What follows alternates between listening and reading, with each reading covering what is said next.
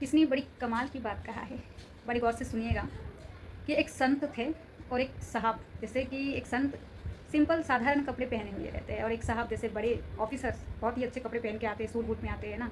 तो वो साधारण व्यक्ति भी बैठे हैं, संत बैठे हैं और एक ऑफिसर्स भी आए हैं, उनकी बाजू में ही बैठे हैं। तो पता है वो ऑफिसर जो व्यक्ति थे उन्होंने उस संत व्यक्ति को बोला कि आप में और मुझ में कोई फ़र्क नहीं है।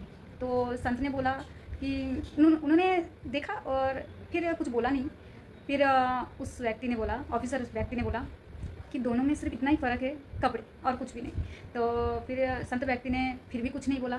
तो दोनों ने ट्रेन के इंतज़ार में बैठे हुए थे, ठीक है। तो दोनों ने अभी सामान रखे ट्रेन के अंदर, रखने के बाद फिर दोनों ने चाय पीने लगे। एक ही जैसे चाय पी रहे थे। वो ऑफिसर व्यक्ति बोले, देखा हम दोनों ने समान चाय एक ही जैसे चाय पी रहे, कोई फ़र्क नहीं है।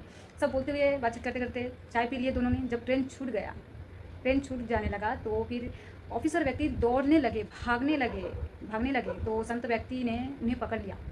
तो बोला, अरे आप मुझे पकड़े क्यों है? हमारे सामान, ट्रेन छूट गया, हमारे सामान जा रहा है, मेरा सामान उसके अंदर है।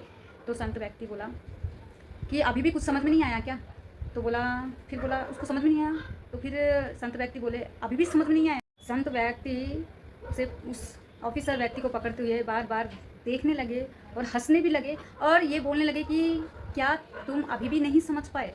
तो फिर ऑफिसर व्यक्ति फिर समझ गया कि एक्चुअली संत व्यक्ति उसे समझा क्या रहे थे। बात यही है कि इंसान सब कुछ छोड़ सकता है और एक्सेप्ट भी कर सकता है, लेकिन ये मान नहीं सकता कि हमसे कुछ छीन जाए।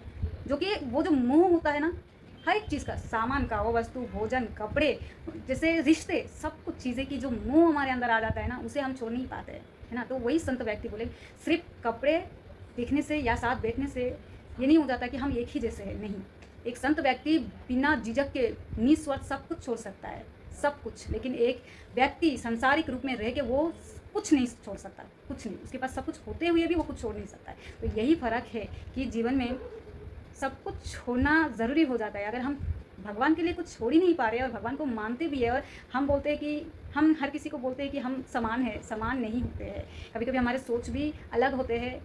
उस संत और उस ऑफिसर में और भी कई चीज़ें डिफरेंस था कि वो बोले जा रहे थे और संत शांत थे। उनका दिमाग ज़्यादा विचलित हो रहा था और संत व्यक्ति शांत दिमाग में थे, उनके वो विचलित भी नहीं हो रहे थे। तो यही बात होता है ना कि